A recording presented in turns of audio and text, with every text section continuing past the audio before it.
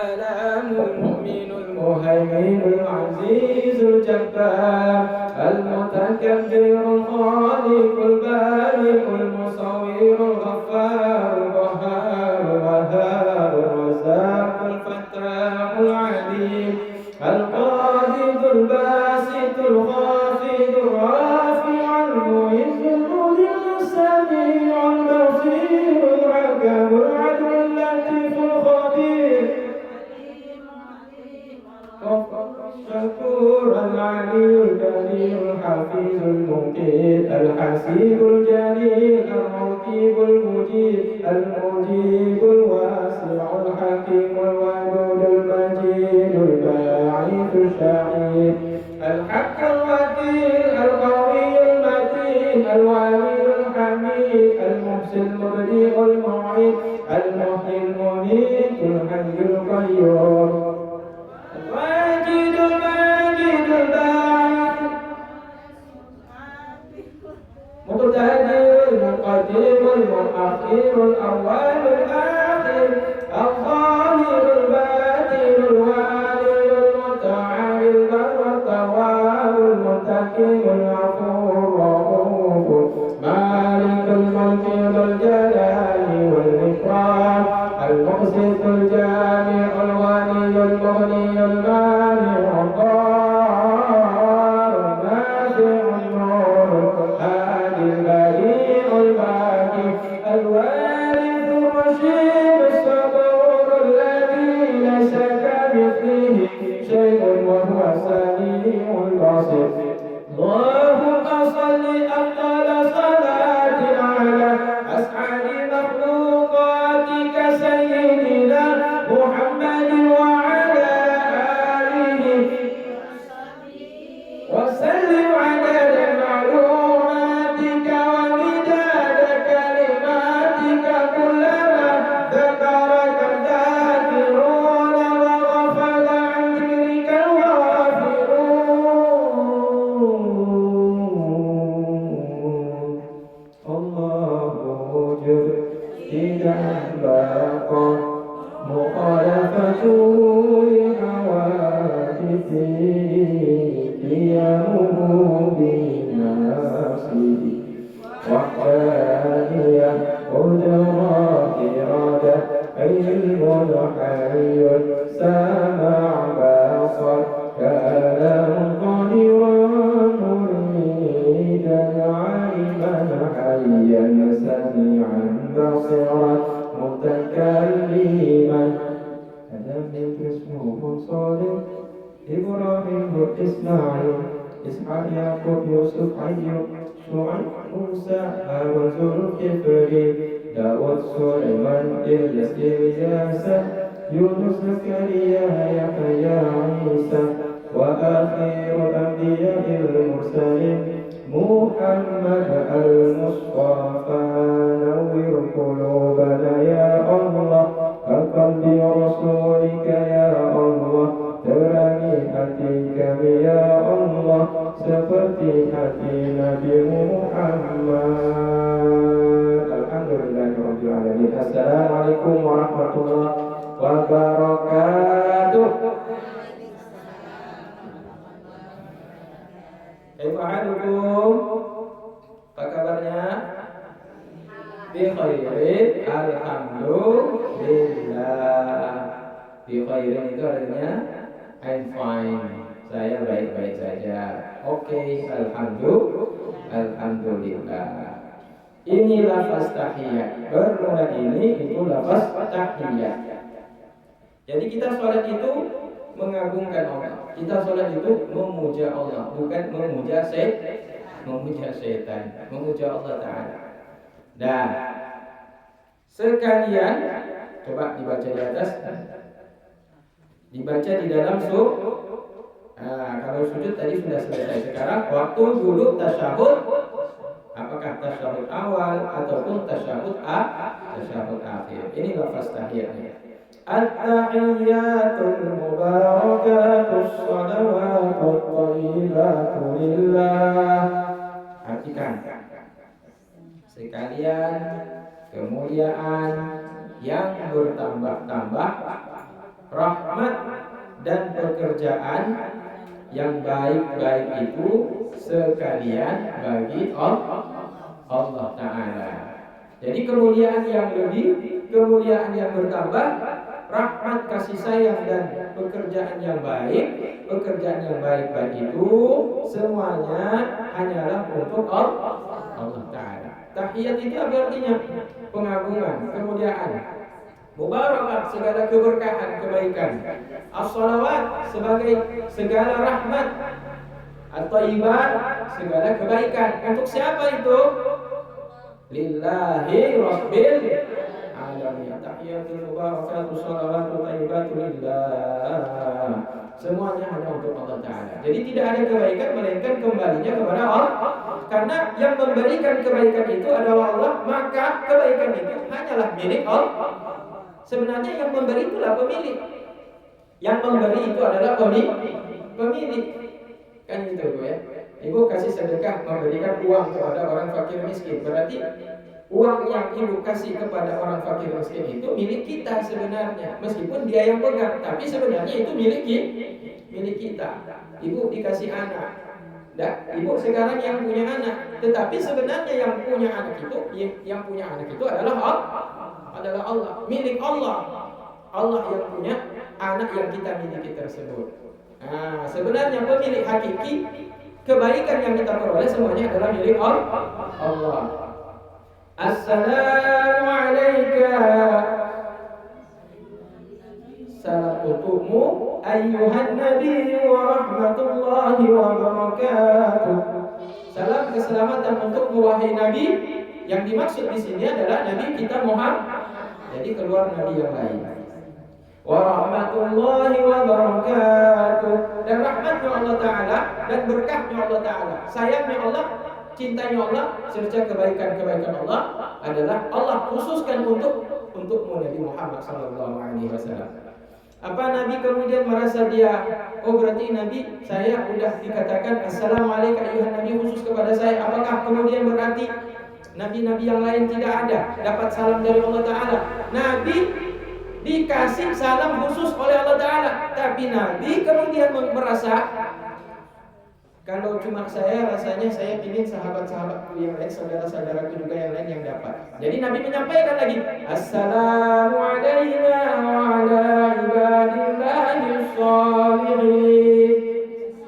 Salam untuk kami dan juga kepada sekalian hamba Allah Ta'ala yang soleh. Kami di sini siapa ibu? Kami di sini Nabi sendiri dan saudaranya. Siapa saudaranya Nabi Muhammad? Ibu, siapa saudaranya Nabi Muhammad? Nabi Muhammad lahir punya saudara enggak? Enggak ada. Dia Nabi satu-satunya anak lahir dari Abdullah dan Aminah. Jadi saudara kandung tidak ada Nabi. Yang ada saudara yang dimaksud sini adalah saudara seperjuangan, ialah para Nabi dan Roh.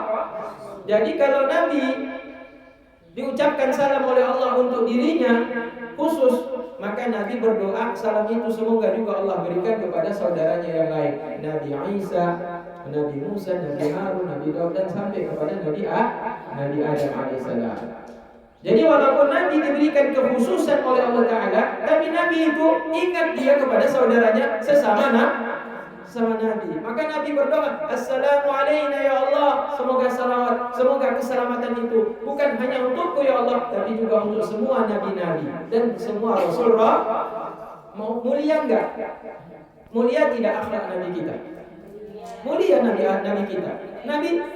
Nabi tidak hanya merasakan, tidak hanya menginginkan keselamatan hanya untuk dirinya, tapi untuk semua saudara-saudaranya yang berjuang untuk berdakwah, mengajak manusia untuk menyembah Allah Ta'ala. Apakah hanya untuk para nabi juga? Tapi tidak. Nabi juga menyampaikan wa ala ibadillahi sholihin, dan untuk semua hamba-hamba yang soleh. Jadi kalau Nabi dapat pangkat derajat tertinggi, mereka diangkat kemuliaan oleh Allah Ta'ala. Bagaimana nanti kami manusia biasa, orang awam, bukan ulama, bukan nabi, bukan rasul? Ada enggak didoakan oleh Nabi? Ada. Wa ala ibadillahi sholihin, dan ke atas semua hamba-hamba Allah Ta'ala yang baik, yang taat, yang patuh, yang tidak melakukan maksiat yang dibenci oleh Allah Subhanahu wa Ta'ala. Jadi hamba-hamba Allah Ta'ala yang soleh dalam setiap sholat 5 waktu, dalam setiap tahiyatnya, semuanya didoakan oleh semua umat muslimin. Karena ini tidak saja dibaca oleh Nabi, tapi juga dibaca oleh setiap orang yang mengerjakan ibadah sholat. Jadi setiap orang yang sholat mendoakan untuk sesama orang yang sholat. Berarti doa ini luar biasa, Ibu. Doa ini luar biasa. Jadi orang soleh saling mendoakan untuk sesama orang soleh. Apa doanya? Salam dari Allah Ta'ala. Semoga mereka semuanya selamat, diberikan keselamatan oleh Allah Ta'ala. Tapi orang kok ahli ibadah susah-susah miskin-miskin susah. Nampak lahir kita nggak tahu batin dia. Batin dia tenang, batin dia senang, batin dia bahagia. Kita nggak lihat dia. Karena batin itu, kesenangan itu nampak dia dari raut wajah itu. Kadang-kadang dia bahagia, nampak mukanya senyum. Kemudian hidupnya damai aja. Berarti walaupun dia miskin, tapi hidupnya damai. Berarti dia itu selamat dia. Dia itu bahagia dia. Kadang-kadang kalau dikasih kekayaan jadi kafir dia.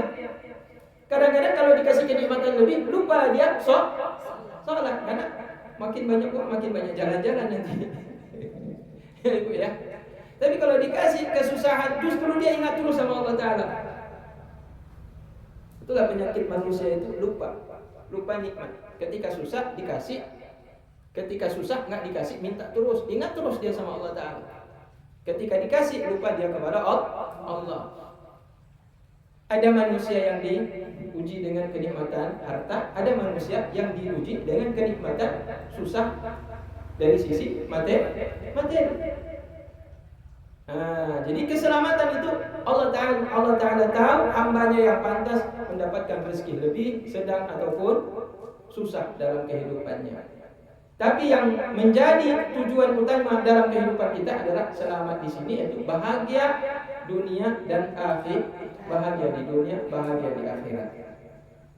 Nah, kemudian, jadi ini doa penting ibu-ibu ya. Ibu bacakan ini dalam sholatnya. Tahiyatul wabarakatuh, salatu thayyibatul jalah. Assalamualaikum ayuhan nabi wa rahmatullahi wabarakatuh. Assalamualaikum wa ala ibadillahi sholihin. Baru masuk syahadat. Jadi salam pertama dari Allah untuk Nabi, salam kedua Nabi untuk Nabi dan sahabat dan saudaranya sesama Nabi, dan untuk kita orang-orang soleh baru masuk kepada membaca 2 kalimat syahadat. Asyhadu an la ilaha illallah. Aku bersaksi tiada Tuhan yang disembah kecuali Allah Ta'ala. Jadi kalimat syahadat di sini ibu bersaksi berarti menyaksikan, betul? Ibu mengatakan aku bersaksi bahwa tiada Tuhan yang pantas disembah kecuali Allah, berarti ibu menyaksikan. Menyaksikan itu berarti melihat dengan mata. Tapi ibu tidak melihat Allah Ta'ala. Bagaimana kita menyaksikan? Maka menyaksikan melalui tanda-tanda kekuasaan Allah. Ibu menyaksikan laut. Siapa yang ciptakan laut? Coba cari selain Allah. Coba ibu cari Tuhan selain Allah. Kira-kira ada Tuhan enggak yang mampu buat laut? Ibu menyaksikan butiran pasir. Coba lihat siapakah menciptakan pasir? Adakah Tuhan selain Allah yang boleh menciptakan pasir? Ibu merasakan adanya udara? Siapakah yang boleh menciptakan udara selain daripada Allah?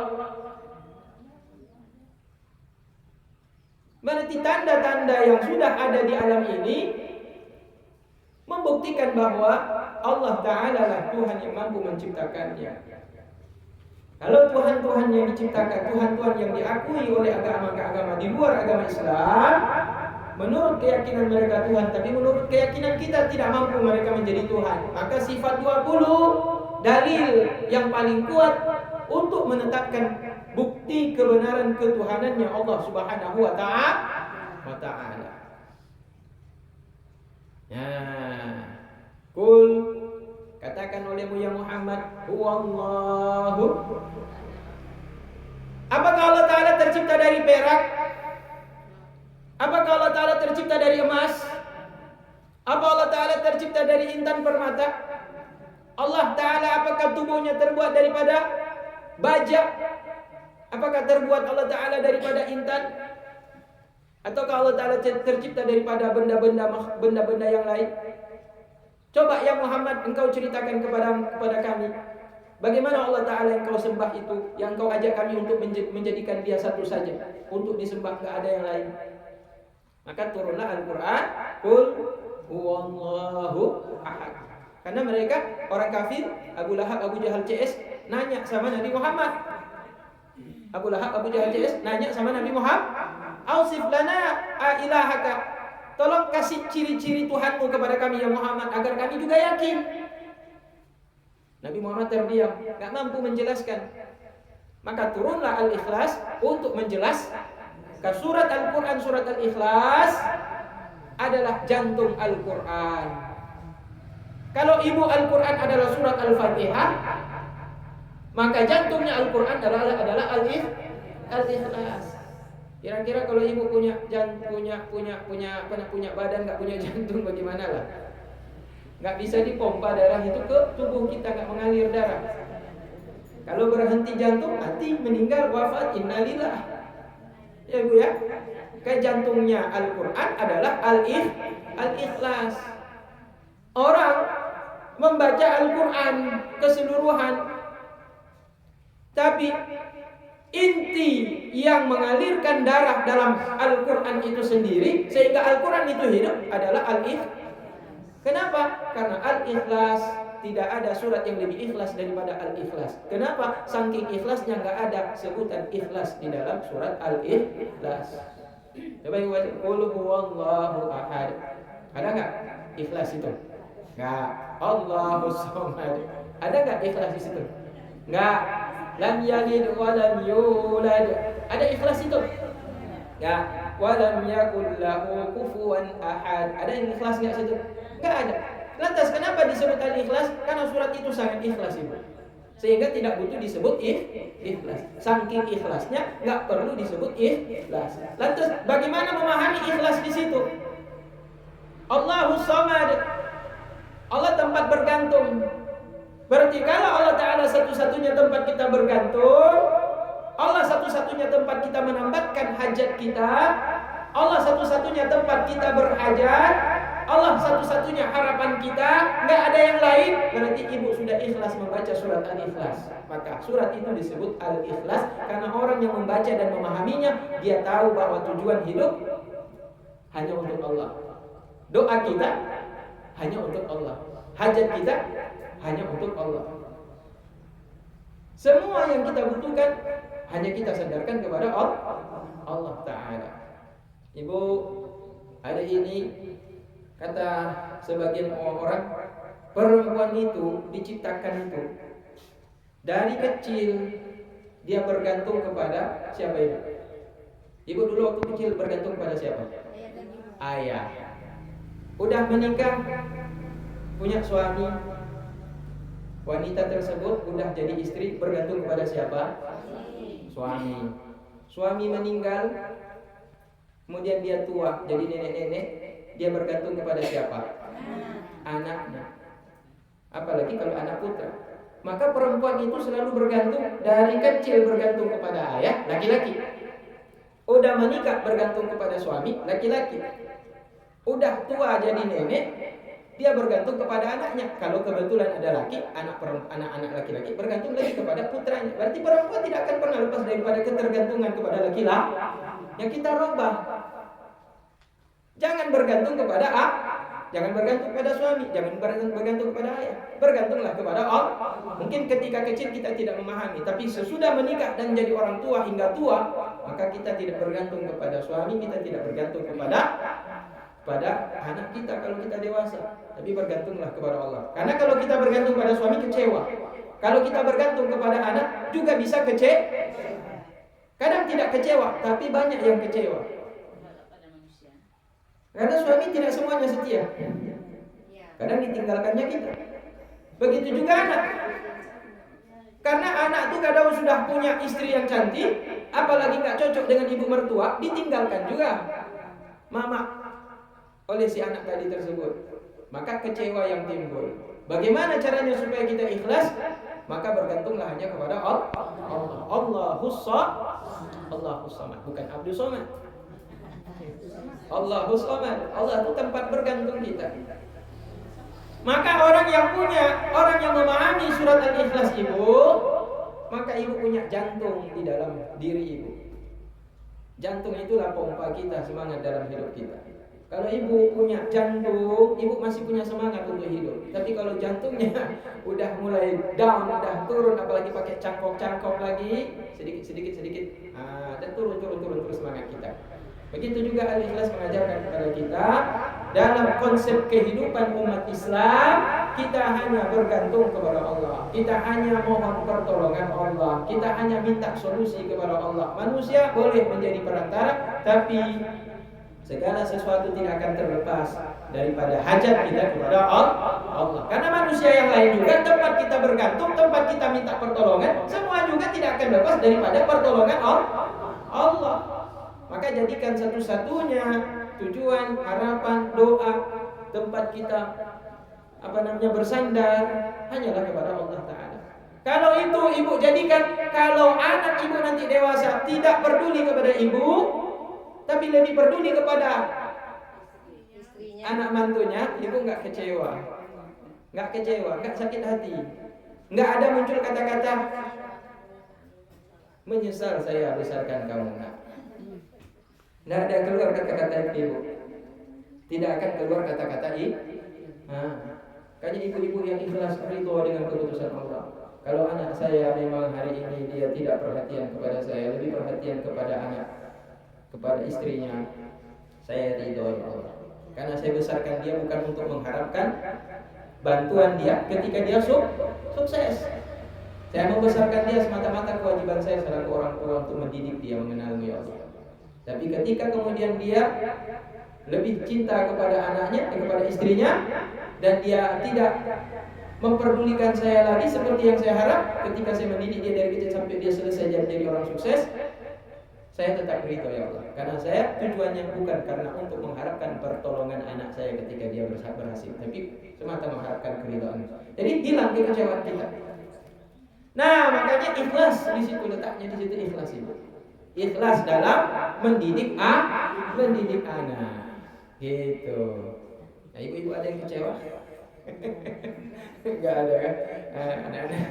Ada yang dikecewakan sama suami, ada yang dikecewakan sama istri. Belajar lagi surat Al-Ikhlas biar ikhlas kita. Kan memang kewajiban dia, maksudnya sama orang tua.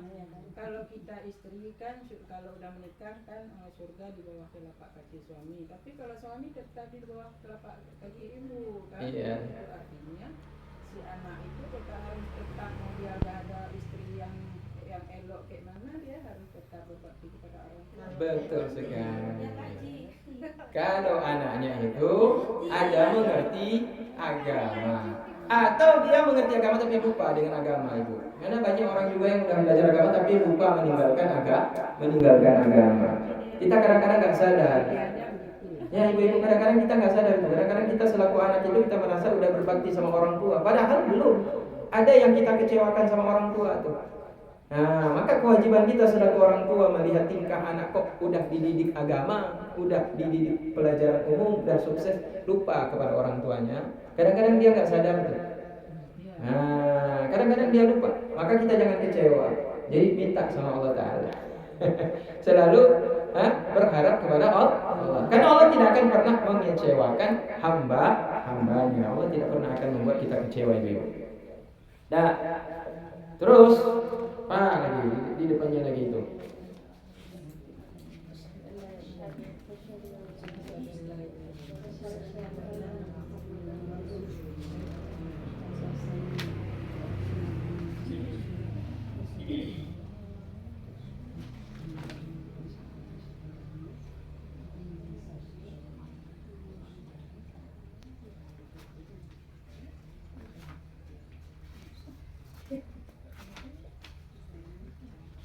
Halaman berapa ya? Bisa hilang nih.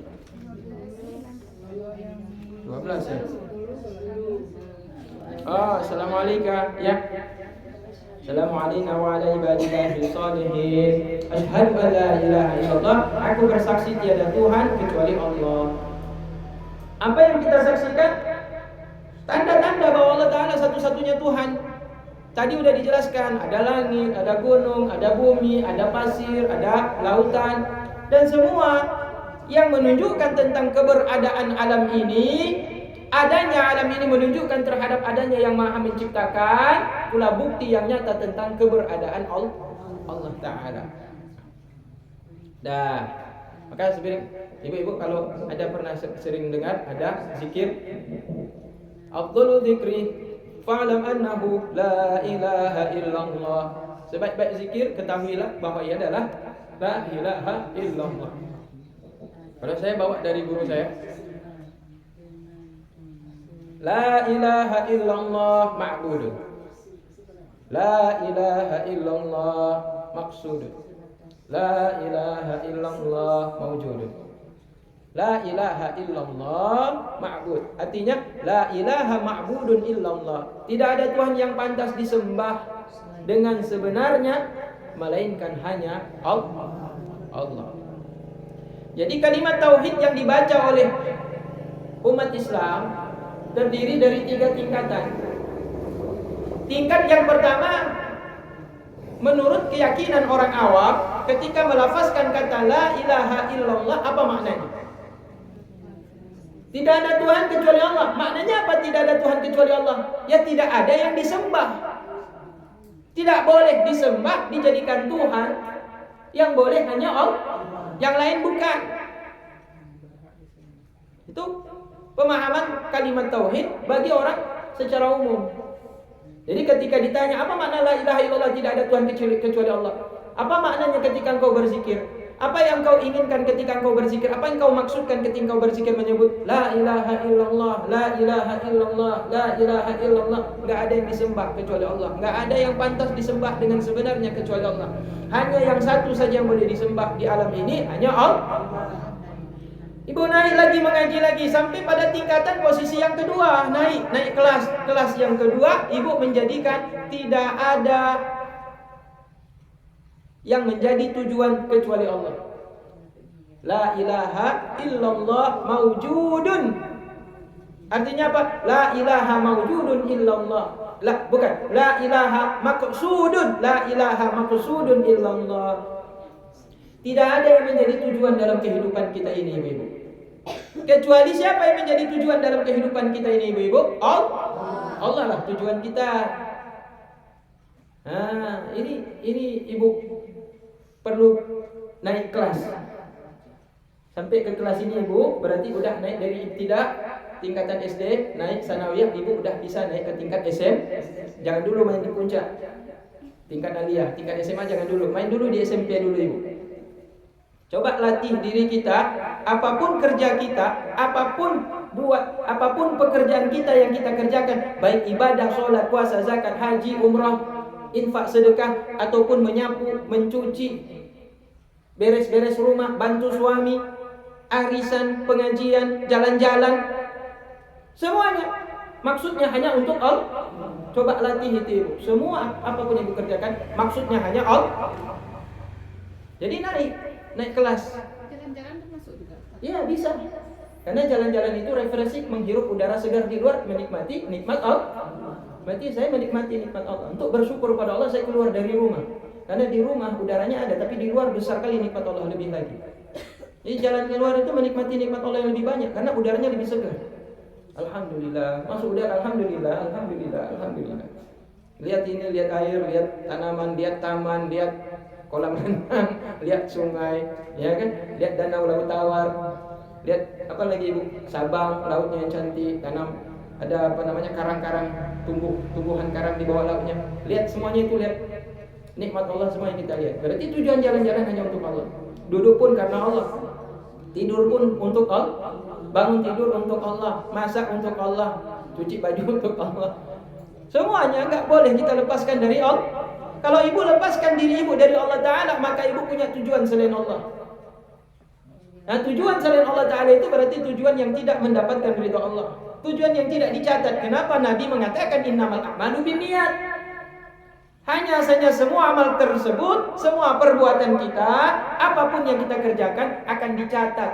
Tetapi yang mendapatkan catatan pahala, kebaikan di sisi Allah hanya yang diniatkan karena Allah. Nah, jadi maksud ibu, apa yang ibu kerjakan, apapun itu karena Allah.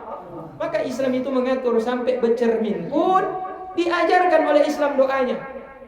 Allahumma kama ahsanta khalqi fa ahsin khuluqi. Ya Allah, sebagaimana engkau bentuk rupaku ini indah, maka indahkanlah akhlakku. Bercermin pun maksudnya karena Allah.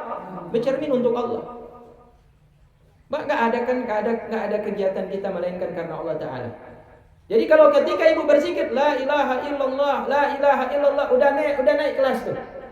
Ya Allah, tujuanku semua ini karenamu ya Allah. Saya bantu cuci piring tempat kenduri, nggak dibayar pun karena Allah, udah senang saya. Makanya nggak marah kita sama yang punya rumah, yang punya tempat kenduri. Kalau kita tidak terlalu diperdulikan, karena niat saya mendapatkan perhatian Allah. Ada kan orang yang pergi ke tempat kenduri bantu di situ tujuan awalnya ikhlas. Tapi ketika diperlakukan oleh yang punya rumah tidak sesuai dengan harapan kita, kurang diperhatikan, padahal kita udah bantu cuci piring, angkat segala macam talam, udah bantu masak, nggak dianggap. tapi kayaknya dia nggak dianggap kita. Ada dongkol dalam hati, batal apa yang kita niatkan tujuan kita untuk mengharap ridha Allah Ta'ala. Karena kita berharap kepada selain Allah Ta'ala. Jadi kita harapkan ini membantu menolong orang yang sedang dalam kesulitan untuk kenduri, kita bantu karena Allah Ta'ala. Bagaimanapun kebaikan kita kurang atau lebihnya, kita sudah dapat nilai di sisi Allah. Maka jadikan maksud kita hanya karena Allah. La ilaha illallah. Maksud saya hanya Allah, nggak ada maksud yang lain. Apapun yang saya kerjakan hanya karena Allah Ta'ala. Dah. Boleh. Gimana? Tadi sudah kita lakukan sesuatu kebaikan, kita niat sekarang karena Allah Ta'ala yang tadi itu. Telat. Ibu minum air ya. Diajarkan sama Rasulullah apa bacanya? Bismillahirrahmanirrahim. Tambah lagi dengan Allahumma barik lana fima razaqtana wa qina adzaban. Ibu lupa. Ingatnya di tengah-tengah. Airnya tinggal sedikit, setengah air gelasnya tuh. Apa ibu baca? Berarti tambah bismillahi fi awalihi wa akhirih. Dengan nama Allah di awal dan akhir. Tengah pasti masuk. Ibu lupa sama sekali, udah habis baru ibu teringat. Boleh nggak diniatkan? Boleh. Baca bismillahi fi awalihi wa akhirih. Bismillahi dengan nama Allah fi awalihi pada awalnya, wa akhirih dan pada akhirnya. Habis baru teringat baca bismillah. Jadi orang yang minum minuman, kemudian dia lupa membaca bismillah, dalam hadis dikatakan dia minum bersama setan. Jadi setan turut menikmati minuman yang kita minum kalau tidak dimulai dengan bacaan bismillah.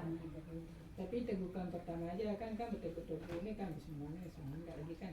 Ya. Aja yang di awal. Supaya menghindari agar niat minum kita bukan karena selain Allah Ta'ala, ibu-ibu, maka baca bismillah. Berarti kalau udah bilang bismillah berarti karena Allah minum nih. Dah. Kalau di pertengahan teguk kedua, teguk ketiga, teguk keempat kita baca lagi bismillah, bagaimana? Lebih baik, lebih bagus. Nah, menurut Syekh Mutawalli Sya'rawi, barang siapa yang ingin selamat di hari itu dari berbuat maksiat, maka bacalah bismillah, alhamdulillah, bismillah, alhamdulillah, bismillah, alhamdulillah, 3 kali tegukan minum air. Itulah kenapa Nabi itu kalau minum air itu 1 cangkir nggak sekaligus minum. Walaupun bisa sekaligus diminum. Tapi Nabi minum, kalau 1 cangkir itu Nabi minum bismillahirrahmanirrahim, alhamdulillah. Minum lagi bismillahirrahmanirrahim, alhamdulillah. Minum lagi bismillahirrahmanirrahim, alhamdulillah. Jadi dalam hadis itu dikatakan sebagaimana disampaikan oleh guru kami Syekh Mutawalli Asy-Sya'rawi, guru besar Mesir itu, orang yang meminum minuman satu air itu 3 kali teguk dia baca bismillah alhamdulillah, tegukan kedua bismillah alhamdulillah, yang ketiga demikian juga, maka insyaallah Allah selamatkan hari itu daripada berbuat dosa kepada Allah Ta'ala. Berarti lebih besar lagi keutamaan membaca 3 kali bismillah dan alhamdulillah dalam setiap minuman yang kita minum.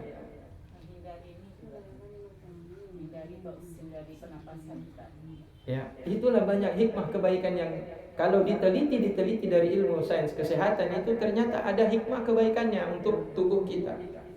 Jadi syariat ini yang diajarkan oleh Rasulullah tidak hanya berfungsi untuk mendapatkan pahala saja, tapi untuk kepentingan kebutuhan kesehatan tubuh kita juga ternyata kalau dipelajari ada hikmah-hikmah yang terdapat di dalamnya. Coba ibu disunahkan minum sambil berdiri, jalan apa duduk? Ibu-ibu kalau suruh minum kan suruh sama Nabi, sama guru-guru dulu kan, orang tua kita dulu kan minum jangan minum sambil berdiri, tapi minum sambil duduk. Sunnah minum sambil duduk, makruh minum sambil berjalan atau sambil berdiri. Orang minum sambil berjalan makruh, nggak berdosa, tapi Allah nggak suka, benci Allah Ta'ala. Lihat orang minum sambil berdiri, makan begitu juga. Apalagi sambil berjalan dan berlari. Berarti bagaimana yang baik cara minum dan makan? Duduk. Jadi kalau orang mengejar ibadah, dia akan makan dan minum sambil duduk, dapat pahala. Karena dia patuh kepada Allah. Tapi dari sisi hikmah apa yang terkandung di balik perintah Allah Ta'ala tersebut, ternyata ada baiknya bagi orang yang makan dan minum sambil duduk. Apa? Organ tubuhnya lebih mudah untuk mencerna makanan yang masuk ke tubuhnya. Atau ada hikmah yang lain. Nanti ibu pelajari. Masalah Tibbun Nabawi masalah pengobatan versi Nabi. Jadi coba klik nanti di Google di situ. Hikmah makan sambil duduk, minum sambil duduk. Gitu. Jadi apa bedanya orang makan minum, duduk dan berdiri. Dari samping dapat pahala, dapat juga sehat ibu-ibu. Dah. Jadi itu naik nanti pada tingkatan yang ketiga ketika ibu mengucapkan la ilaha illallah maujudun. Tidak ada Tuhan yang disembah, bukan lagi. Tidak ada Tuhan yang dijadikan tujuan, bukan lagi. Tapi yang menjadi kalimat yang kita yakini ketika mengucapkan la ilaha illallah, enggak ada yang ada kecuali yang ada. Tidak ada yang ada kecuali yang ada. Ibu-ibu enggak ada, apa ada? Ibu ada apa enggak nih? Ibu semua ini ada apa enggak? Ada. Tahun 1920 ibu ada enggak? Yang paling tua sini pun 1920, saya rasa enggak ada. 1920, ada yang tahun lahir 1920? Ada enggak? Enggak ada. Berarti ibu enggak ada. 1970, 2070, tahun 2070, kira-kira ada yang di sini masih hidup kira-kira? 2070 kalau dunia belum dihancurkan, belum kiamat, kira-kira yang hidup hari ini, kira-kira 2070 kita masih ada enggak? Kemungkinan besar sekali udah meninggal semua, ada masuk tanah semua. Ya kan? Mungkin yang hidup 2070 itu cucu kita nanti. Berarti kita ini enggak ada sebenarnya, sementara aja ada. Sementara aja ada yang sementara, ada yang bersifat sementara itu sebenarnya enggak ada. Berarti kita ini sebenarnya tidak ada. Berarti yang ada adalah ada yang kekal. Dan itu hanyalah Allah. Maka la ilaha illallah. Tidak ada yang maujud, tidak ada yang ada dalam arti kekal, melainkan hanya Allah Ta'ala yang ada, yang bersifat dengan ada yang kekal. Kekal Allah Ta'ala. Ya. Jadi orang yang mengatakan la ilaha illallah dalam batinnya, dalam hatinya, yang teringat bahwa saya enggak ada, alam ini tidak ada, yang ada hanya Allah Ta'ala. Berarti saya kalau tidak ada, apa saya ini? Kalau ibu tidak ada, berarti ibu ini apa sebenarnya? Berarti kita sesuatu yang binasa. Kita sesuatu yang punah. Kita sesuatu yang mati. Kita ini mayat. Mayat. Ibu lihat bagaimana mayat. Bisa nggak dia minum sendiri? Bisa nggak dia rambutnya disisir sendiri? Bisa nggak dia berdiri sendiri? Udah nggak bisa. Berarti kita ini lemah. Jadi la ilaha illallah, saya lemah ya Allah. La ilaha illallah, saya ini mayat ya Allah. La ilaha illallah, saya ini nggak punya kuasa ya Allah. Jadi mengatakan la ilaha illallah, tidak ada Tuhan yang ada dengan sifat yang kekal abadi, hanyalah Allah Ta'ala yang kekal adanya. Sedangkan kita ini lemah, kita ini mayat, kita ini tak berdaya. Hilang semua sifat-sifat yang tidak terpuji pada diri kita. Maka semua kekuasaan, kekuatan, kehebatan, kemampuan hanyalah adanya pada Allah. Maka orang yang berzikir la ilaha illallah, la ilaha illallah, makin yakin kepada Allah. La ilaha illallah, la ilaha illallah, la ilaha illallah, makin merasa hina di hadapan Allah Ta'ala. La ilaha illallah, la ilaha illallah, la ilaha illallah, makin takut kepada Allah Ta'ala. Karena dia mayat, akan diminta tanggung jawab sama Allah Ta'ala. Kalau sudah sampai pada tingkatan ibu latih diri ibu sedemikian rupa, maka ibu naik sampai pada tingkatan aliyah, tingkatan yang tinggi. Nggak ada kuliah lagi ibu. Dia cuma 3 step dia. Ibtidaiyah, tsanawiyah, aliyah. Dasar, tengah, atas. Gitu ibu-ibu ya. Maka latih, zikirnya tuh latih. Jangan cuma la ilaha illallah, la ilaha illallah, la ilaha illallah, la ilaha illallah. Apa yang kamu baca? La ilaha illallah. Apa yang kamu resapin? Gak ada Tuhan kecuali Allah. Iya, memang gak ada Tuhan kecuali Allah. Apa maknanya? Apakah Tuhan itu hanya yang disembah? Ataukah Tuhan yang engkau maksudkan di situ Tuhan yang engkau jadikan maksud tujuan? Ataukah tujuan yang engkau maksud di situ Tuhan yang kekal? Jadi kalau kita mampu naik dari step yang pertama, step kedua, step ketiga, tingkat 1, 2, dan 3, maka zikir kita itu bertambah tingkatannya di hadapan Allah. Orang yang berzikir bertambah tingkatannya di hadapan Allah Ta'ala, makin dekat dia kepada Allah. Jadi kalau orang awam berzikirnya dekat, tapi kalau dibandingkan dengan zikir tingkatan orang yang kedua, kalah. Orang yang berzikir pada tingkatan keyakinan yang kedua, dekat dia dengan Allah, tapi kalah dengan orang yang berzikir yang meresapi maknanya alam ini nggak ada, yang ada hanya Allah Ta'ala. Kita ni mayat, kita ni tidak punya kekuatan. Yang punya power kekuatan yang kekal abadi hanya Allah Ta'ala. Makin dekat dia kepada Allah Ta'ala. Jadi tingkat kedekatan seorang hamba kepada Allah Ta'ala tergantung apa yang diyakini. Maka keyakinan itu kembali kepada ilmu. Maka belajar kita itu wajib ibu-ibu. Belajar itu wajib. Mendalami ilmu agama itu hukumnya wajib ibu. Mendalami ilmu tauhid hukumnya wajib. Jadi mau goyang, mau bagaimanapun keadaan yang kita alami itu, kita nggak akan pernah goyang, nggak akan pernah kita itu merasa bimbang, tidak akan pernah kita itu merasa ragu terhadap Allah Subhanahu Wa Taala. Asyhadu an la ilaha illallah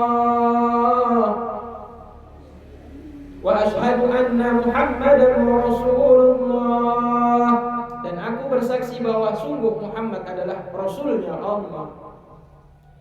Jadi kalau kita katakan Muhammad itu Rasulnya Allah Ta'ala, aku bersaksi. Bagaimana menyaksikan dengan mata? Sedangkan kita udah 1400 tahun yang lalu Nabi kita udah wafat. Apa yang kita saksikan? Bohong berarti menyaksikan tapi tidak menyaksikan.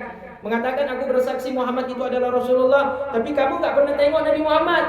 Kalau sahabat iya ada tengok, kita gak pernah tengok. Jadi mengatakan aku bersaksi Muhammad adalah utusan Allah, menyaksikan dengan mata itu adalah dusta. Jadi menyaksikan dengan apa? Menyaksikan dengan bukti-bukti kebenaran bahwa Rasul adalah utusan Allah Ta'ala, terbukti dengan Al-Quran yang ibu pegang. Al-Quran yang ibu pegang saat ini, yang ada di rumah-rumah ibu, yang dibaca oleh suami dan istri dan cucu kita, Al-Quran itu disampaikan oleh Muhammad, diturunkan Allah kepada Rasulullah, diturunkan oleh Allah kepada Rasulullah, dan Allah sampaikan melalui lisan lidahnya baginda Nabi Muhammad sallallahu alaihi wasallam. dipraktekkan dalam setiap kegiatannya, perbuatannya, tingkah lakunya bagi Nabi Muhammad sallallahu alaihi wasallam. Dan kemudian dicatat, dihafal oleh para sahabatnya. Kemudian dikumpulkan dalam satu kitab yang menjadi mushaf Al-Qur'anul Karim. Dan kemudian diturunkan hingga sampailah kepada kita manusia-manusia yang saat ini hidup di dunia. Maka Al-Quran yang kita pegang adalah saksi nyata, saksi yang kekal hingga sampai saat ini, yang membuktikan kebenaran risalah ajarannya baginda Nabi Muhammad sallallahu alaihi wasallam. Jadi Al-Quran yang sampai kepada kita ini adalah saksi bukti. Jadi kita saksikan ibu-ibu, Al-Quran saat ini bukti itu bahwa benar-benar ada Nabi Muhammad sallallahu alaihi wasallam. Nah, sedangkan bukti-bukti kebenaran Nabi Muhammad adalah utusan Allah yang lain. Apa bukti-bukti kebenaran daripada kebenaran bahwa Nabi Muhammad adalah utusan Allah Ta'ala? Mukjizat-mukjizatnya yang lain. Mukjizat yang sampai pada kita hari ini adalah Al-Quran. Mukjizat yang lain ada yang sampai, ada yang tidak sampai. Nah, bulan terbelah. Kalau ibu ingin tengok, ibu terbang keluar angkasa sana tengok. Baru ibu bisa bersaksi menyaksikan dengan mata langsung. Saya tengok bulan memang udah terbelah ibu-ibu. Kemarin ada orang Cina, ya, dia udah meninggal istrinya, jadi dia udah duda. Dia buatlah pengumuman di televisi, ibu, di media massa. Siapa yang mau menikah dengan dia dengan kriteria yang sudah dia tentukan akan diberikan bonus bulan madu ke bulan.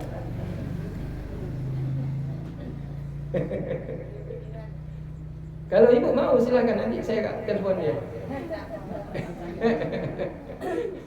Itu promosi. Orang kaya nggak tahu lagi mau dikemanakan uangnya ibu. Bulan madunya ke bulan ibu. Kalau kita umat muslim boleh, tapi kalau dia itu muslim boleh. Kesempatan nih melihat mukjizat Nabi Muhammad. Mana tahu sedang menyaksikan bulan madu ke bulan, kan dekat dengan bulan, nanti nampak ada keretakan pada bulan itu, berarti betul bulan itu terbelah. Jadi astronom luar angkasa sekarang ini sudah pernah mereka menyampaikan dalam berita-berita hasil penelitian tentang bulan yang mereka teliti, itu memang bulan itu terbelah ibu. Jadi ada retakan yang lurus pada bulan tersebut. Dan ketika disamakan dengan hadis Rasulullah, peristiwa Rasulullah membelah bulan, maka mereka memeluk Islam karena ternyata ada disampaikan oleh Rasulullah dalam hadisnya. Itu 1400 tahun yang lalu sudah disampaikan. Dan baru saat ini bisa dibuktikan, karena baru saat ini zaman sekarang ini orang baru bisa membuat pesawat luar angkasa. Kalau dulu yang menyaksikan orang-orang kafir dan sahabat, ketika minta bukti ke Rasul, mana bukti benarnya engkau seorang nabi? Karena setiap nabi pasti ada mukjizat. Mana mukjizatnya ya Muhammad? Silakan minta. Kalian minta apa? Bukti apa yang kalian minta? Ya Muhammad. Nah, ini menurut mereka nggak bisa dibuktikan. Coba belah bulan itu. Ulo-ulo dibikin Nabi Muhammad. Nabi Muhammad naik atas Jabal Qubais berdoa minta sama Allah Ta'ala. Akhirnya Allah bilang, tunjukkan isyarat dengan telunjukmu ya Muhammad. Maka Nabi kemudian mengisyaratkan dengan telunjuknya. Maka kemudian bulan itu terbelah menjadi dua. Pisah terbelah menjadi dua. Sesudah itu Nabi Muhammad disuruh untuk mengisyaratkan kembali, maka menyatu kembali bulan tersebut. Bekasnya terbelahnya itu masih ada sampai saat ini. Ibu-ibu pernah lihat ibu-ibu yang operasi cesar ya? Ibu hamil kan, operasi cesar kan? Kan dibelah tuh. Kemudian dijahit kembali. Bekasnya ada enggak? Nah, itulah bekasnya, nanti ibu lihat nanti di bulan sana. Seperti wanita yang hamil yang dioperasi cesar ada bekasnya, sesudah disatukan kembali bekasnya masih ada. Begitulah bekas yang ada di bulan yang dibelah tadi itu. Jadi kita bisa bersaksi secara melihat langsung. Tidak bisa karena kita udah wafat ratusan ribu tahun yang lalu, ribuan tahun yang lalu Rasulullah wafat. Jadi kita tidak menyaksikan langsung bukti-bukti kemukjizatannya Nabi kita. Tapi ada yang ditinggalkan, itulah yang bisa kita saksikan. Dan itulah yang membuat kita yakin tentang kebenaran ajaran Nabi Muhammad sallallahu alaihi wasallam. Jadi sekarang Al-Quran yang ibu pegang itu, coba datangi setiap pendeta-pendeta. Ibu ketemu pendeta di Medan, pendeta di Jawa, pendeta di mana saja. Ibu coba suruh sama mereka, telaah Al-Quran, coba kamu bantah isi Al-Quran. Gak akan bisa mereka bantah. Karena Al-Quran ini sesuai dengan logika, tidak pernah bertentangan dengan logika manusia. Maka mukjizat yang paling besar mulai sejak Nabi Adam hingga sampai Nabi Muhammad yang terakhir, mukjizat yang paling terbesar untuk manusia adalah Al-Quranul Karim. Mana ada Al-Quran itu hebat dibandingkan tongkat Nabi Musa bisa membelah lautan? Hebat mana ibu-ibu? Dari mana ibu tahu hebat Al-Quran dibandingkan dengan membelah laut?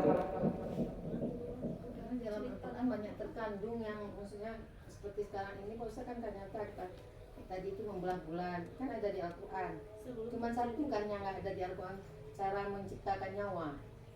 Ini bukti yang ya. Al-Quran untuk menjelaskan kisah-kisah Nabi yang sebelumnya.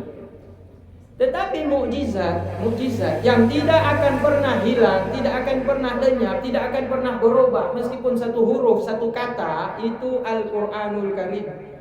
Maka Al-Quranul Karim adalah mukjizat yang paling besar, mukjizat yang paling agung, mukjizat yang paling lama hidup di antara umat manusia hingga sampai akhir zaman. Taurat, Injil, Zabur, semuanya juga sama seperti Al-Quran, tetapi tidak dijamin Allah akan ada perubahan. Tapi Al-Quran dijamin oleh Allah Ta'ala akan dijaga, tidak akan bergeser, tidak akan berubah meskipun satu huruf dijamin oleh Allah Ta'ala. Inna nahnu nazzalna al-Quran wa inna lahu lahafizun. Sungguh kamilah yang menjaga Al-Quran. Kami yang turunkan Al-Quran, kami akan menjaganya. Injil enggak? Taurat tidak? Zabur juga tidak dijanjikan oleh Allah Ta'ala. Allahumma salli ala Muhammad. Ya Allah, limpahkanlah salawat ke atas Nabi Muhammad. Inilah kependekan tahiyat awal.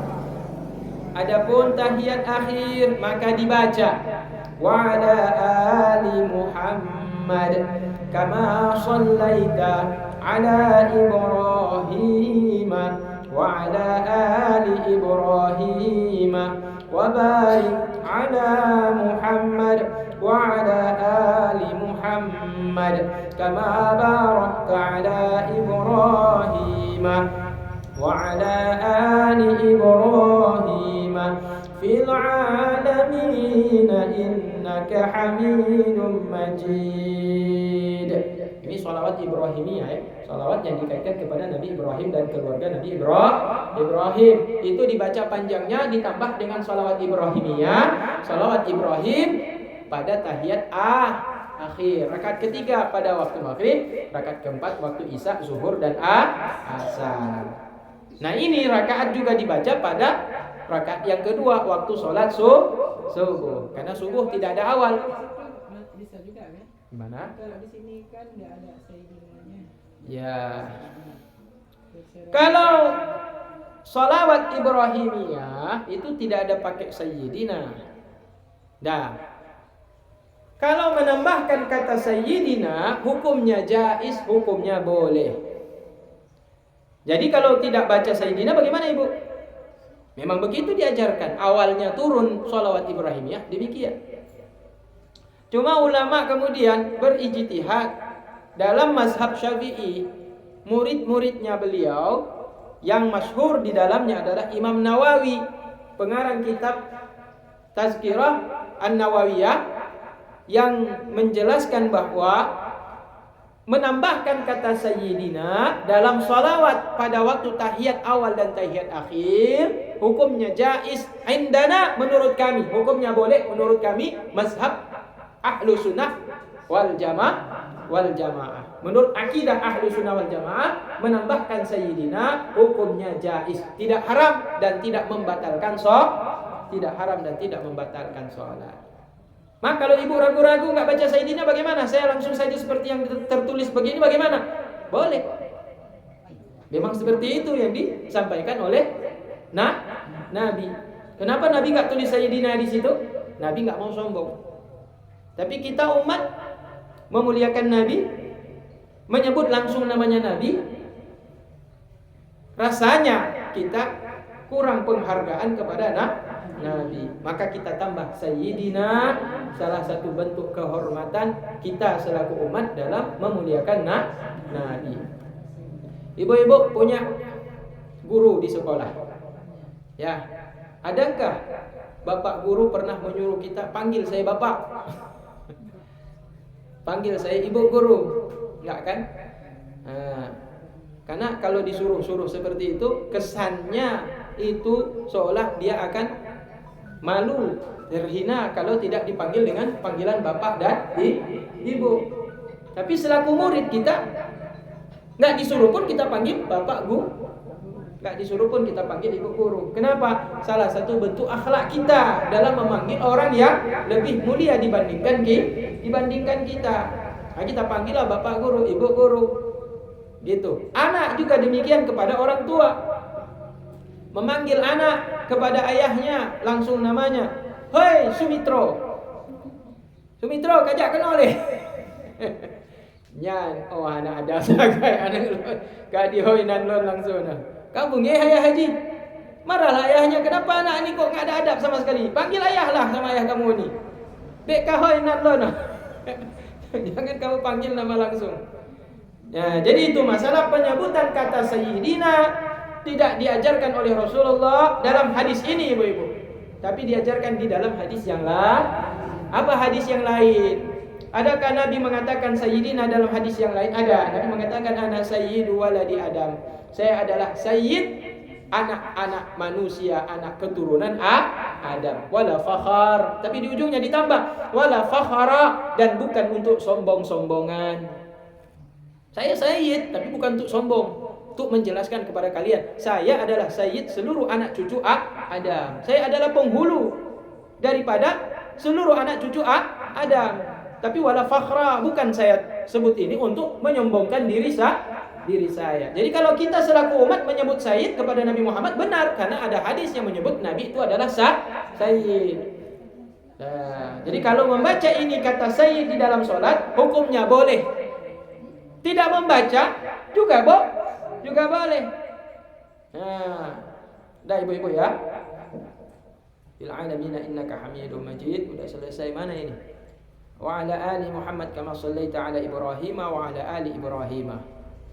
Wa barik ala Muhammad wa ala ali Muhammad kama barakta ala Ibrahim wa ala ali Ibrahim fil alamina innaka Hamidum Majid. Dah azan ibu? Udah azan? Udah lama? Baru aja?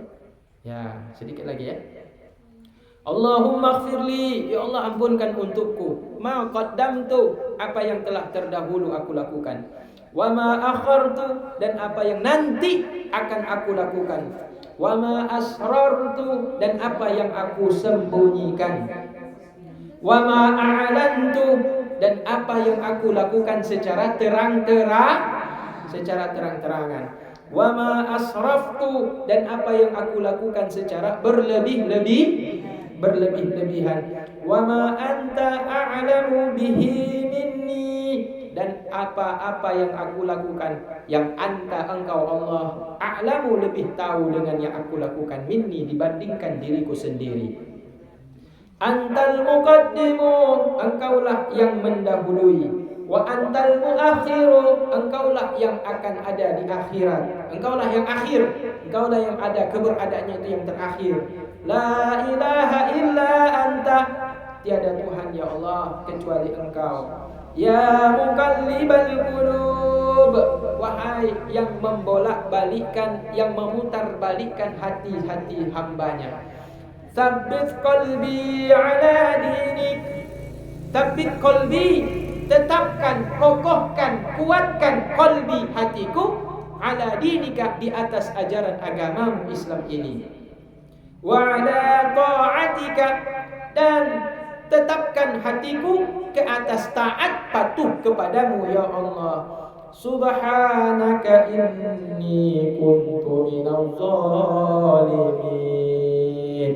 Maha suci Engkau dari segala kekurangan-kekurangan. Sungguh akulah masuk dalam kelompok hamba yang zalim. Kenapa masuk dalam hamba yang zalim kita?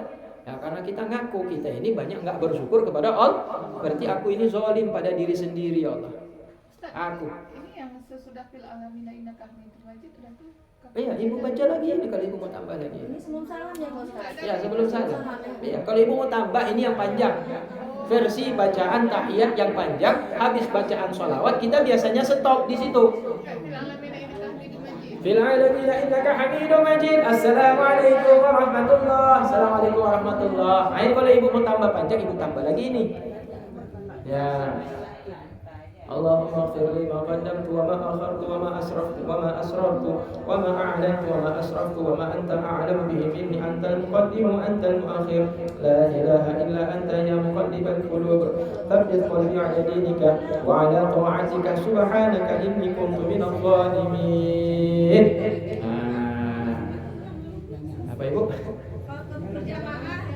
Kalau ibu sholat sendirian, kalau ibu sholat berjamaah sempat dibaca-baca, kalau nggak sempat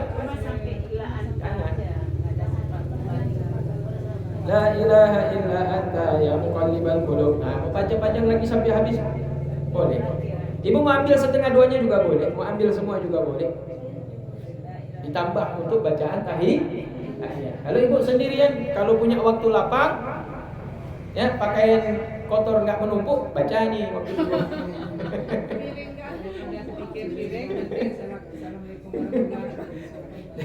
Ini baca salawat udah teringat piring menumpuk, baju kotor juga belum dicuci, dipotong aja lah sampai salawat.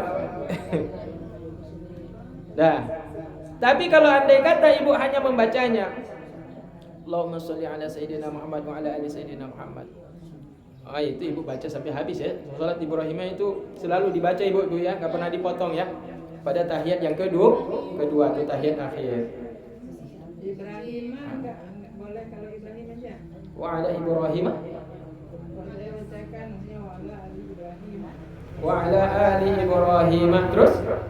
Enggak pakai ma-nya boleh. Oh boleh, itu wakaf. Kalau dalam bacaan tajwid itu memang begitu bacanya. Kalau ilmu tajwid memang yang di ujung itu disukunkan. Ya, kalau ibu sambung dengan kalimat di depan, fathahnya dibaca. Kalau ibu jadikan itu akhir bacaan, itu di wakaf. Wakaf itu berhenti adalah dengan sukun. Jadi ma menjadi diam dia, sukun dia. Ibrahim. Ya.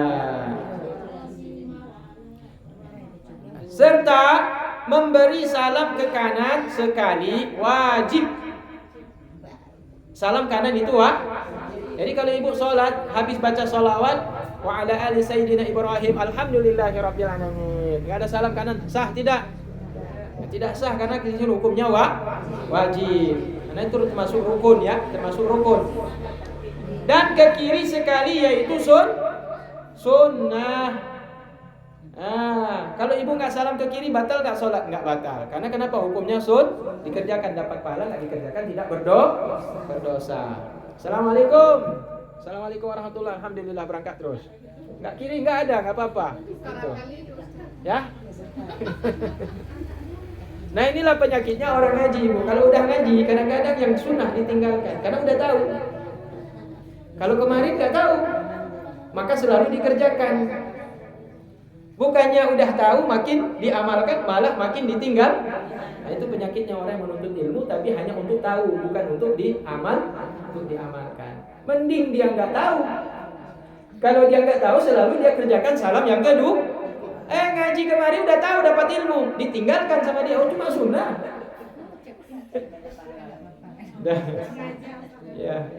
Ya bu ya. Kalau nggak sengaja kenapa nggak sengaja bu? Lagi sholat, anak kan kecil loncat-loncat Ustaz, takut jatuh. Salam kanan tuh. Assalamualaikum, pas kiri langsung ngomongnya jatuh gitu. Oh. Kadangnya refleks gitu Ustaz, pas yang kirinya. Tapi belum tahu ini Ustaz. Ya. Tapi Nggak dikodok nggak sholatnya? Hah? Dikodok lagi nggak sholatnya? Tapi kan Assalamualaikumnya yang kanan udah. Kanan udah. Waktu itu udah tahu nggak hukum sunnah salam ke kiri sunnah? Enggak tahu. Enggak tahu, tapi tetap berarti ini apa namanya itu spekulasi namanya. Spekulasi. Setelah itu tanya sama suami bilang kanan wajib, kiri sunnah. Oh, berarti tahu suaminya berarti. Berarti nggak dikodok ya, udah dapat. Setelah itu Ustaz, Iya. saya tanya tadi kan sah nggak ya sholatnya tadi yang kiri Assalamualaikumnya refleks refleks lihat anak mau jatuh tuh kan Iya. jatuh gitu. Nah, Kata suami nggak apa-apa. berarti betul kata suaminya betul benar. Ya. Alhamdulillahirabbil alamin. Alhamdulillahirabbil alamin. Wallahu a'lam bishawab. Alhamdulillah Ibu. Nah, kita sholat asar dulu ya.